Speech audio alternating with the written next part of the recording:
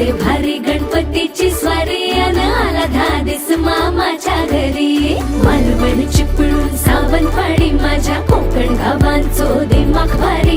दिसते भारी गणपतीची स्वारी माझ्या कोकणा वाटे तुम्ही वलवा गाडी. धमाधमान हाका गाडी माझ्या कोकणचो रस्तो नागमोडी. कारी नय